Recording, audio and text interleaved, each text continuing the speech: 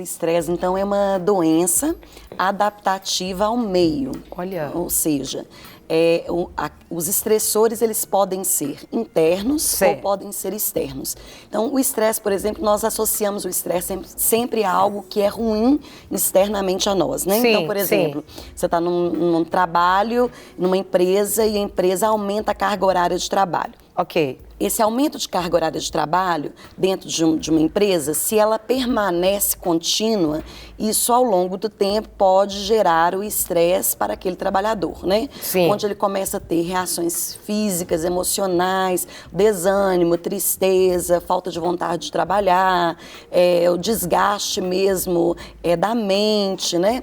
Sensações no corpo como pânico, alguns pacientes desenvolvem por causa do estresse, então aquele suor frio, taquicardia no coração.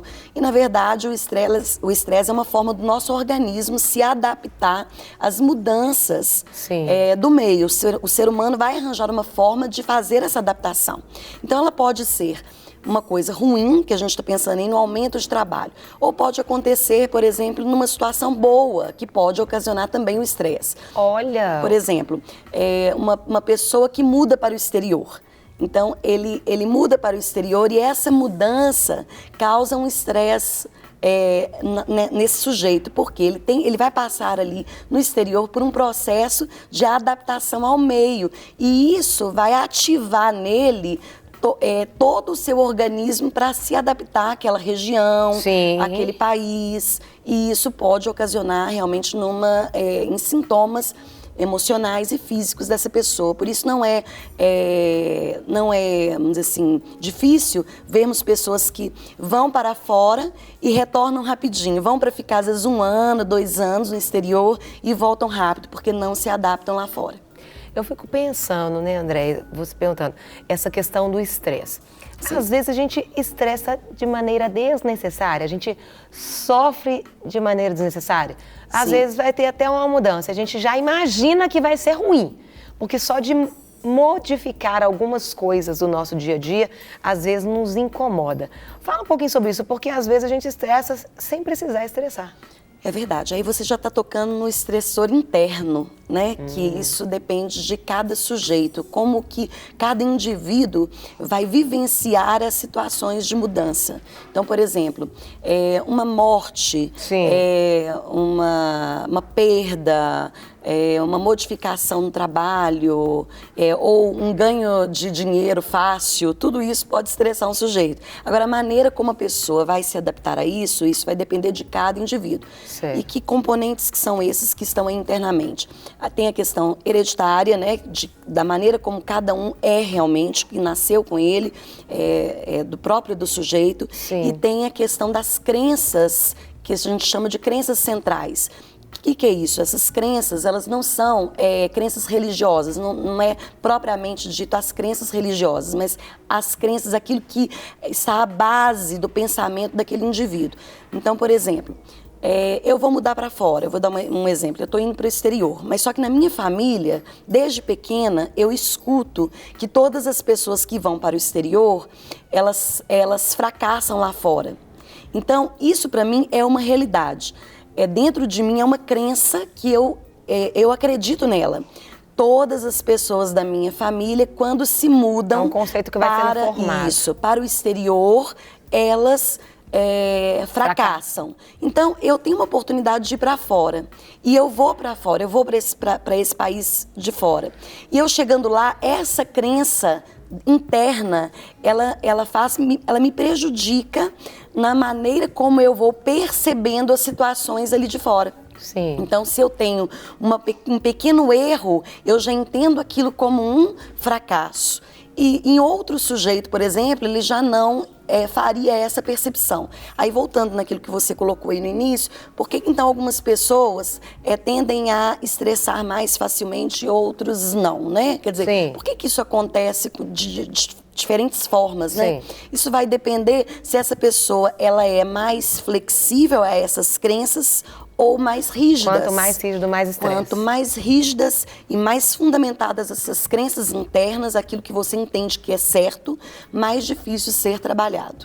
Quando você falou, pode ser questões hereditárias, o que seria?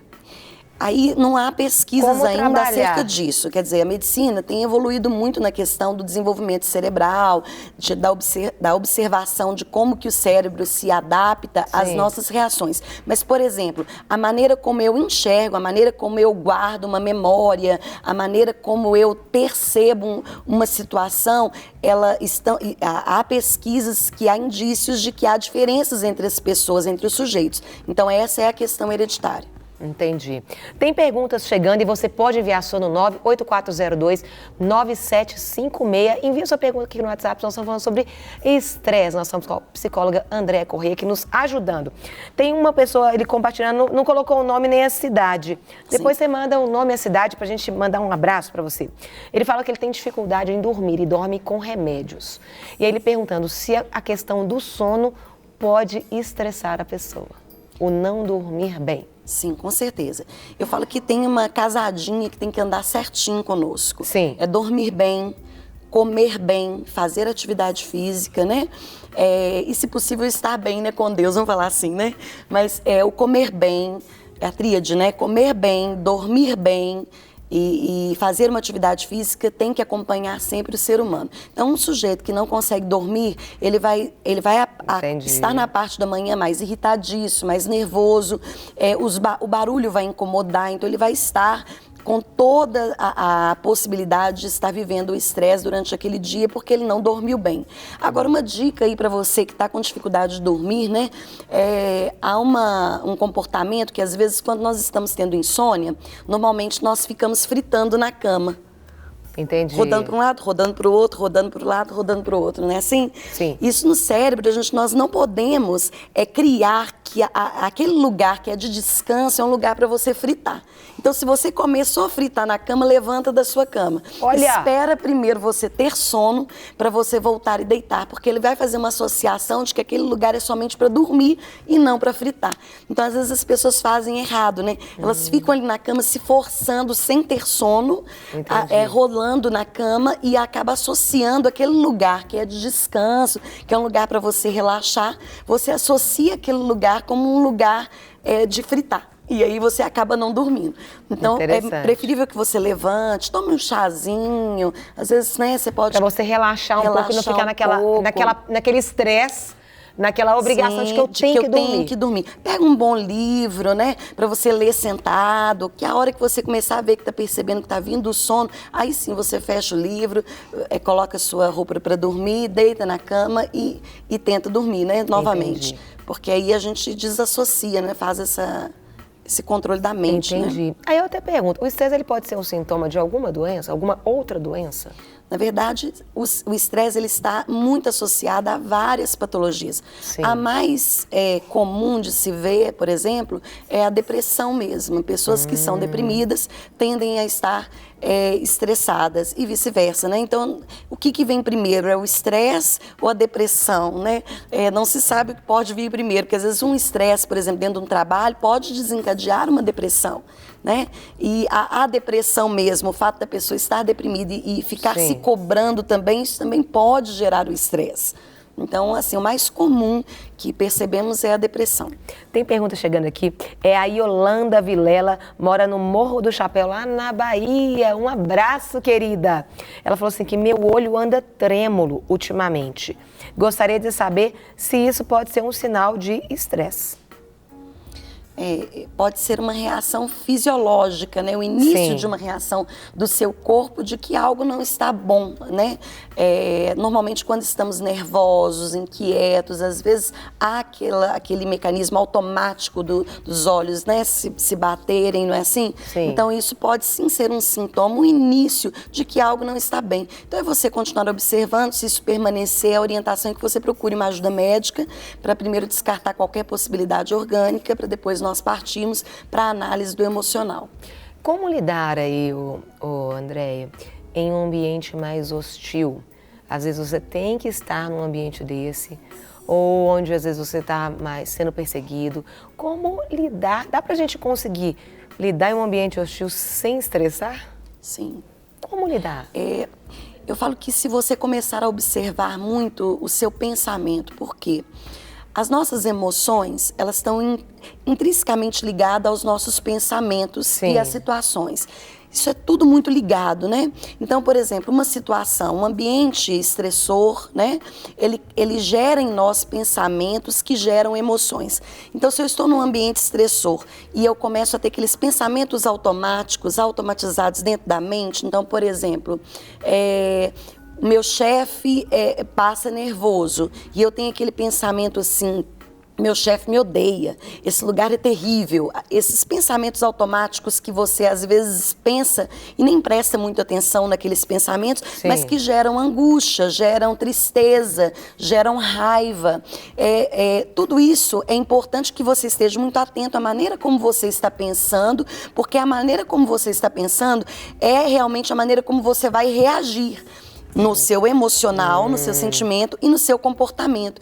Agora, se ali é um ambiente estressor, por exemplo, e você está muito ansioso, você começou ali com taquicardia e você não está conseguindo estar naquele lugar, saia de perto. Então, por exemplo, se você está num trabalho e o ambiente estressor ali é uma situação de desgaste ali naquele trabalho, saia, peça para ir ao banheiro, para sair um pouco daquela situação, tente respirar. Sim. Eu falo que a respiração é uma forma de nós acalmarmos, né? É verdade. Então, você, por exemplo, pode imaginar que está cheirando uma flor com os olhos fechados e imaginar que está soprando uma vela. Isso mesmo. Então, esses são mecanismos de trabalhar a respiração. Cheira a florzinha e sopra a velinha. Isso, que você trabalha a respiração e você começa a acalmar o seu organismo e a se perceber melhor. Espere um pouco até você ver que aqueles sintomas iniciais, eles se reduziram e retornem, né, à função. Então, são técnicas, são mecanismos que ajudam a gente a enfrentar o dia a dia. Tem várias perguntas chegando. Como eu disse, amanhã nós vamos continuar esse assunto na 90.1 FM, na nossa Rádio Super de meio-dia a 1, no nosso Para Maiores. Então, tem pergunta chegando aqui de Goiás, do Maranhão. Eu vou fazer só a última para a gente fechar, porque Sim. Eu acho que tem muita gente que está vivendo isso aqui. Me chamo Fagner Batista, sou de Cachoeiro de Itapemirim, lá no Espírito Santo. Deus abençoe vocês. Como lidar com uma pessoa estressada? Ele falou que a minha esposa é muito estressada. Como lidar com o estressado? Não é você, é o outro. Difícil, né? Essa pergunta é a pegadinha. Porque se é a sua esposa, não tem como você sair de perto dela, né? Então é você realmente, talvez no momento em que ela estiver estressada, o melhor realmente seja estar mais distante, para que você não seja ali contaminado. Ou se você conseguir apoiá-la, né? E escutá-la, talvez seja o melhor mecanismo para você lidar com isso. Porque a pessoa, às vezes, estressada, ela precisa de alguém para ouvir, alguém para desabafar. Se ela verbalizar, ela dá uma desestressada. Agora, se a pessoa está estressada e ela começa a gritar, a agredir, aí é preferível você afastar, esperar aquela situação realmente acalmar, para depois aproximar e tentar conversar e entender o que é que por trás disso está realmente incomodando a sua esposa, a sua mulher, né? Para receber todas as novidades do canal, inscreva-se e se curtir o vídeo, clique em gostei. Aproveite para acompanhar a Rede Super nas redes sociais.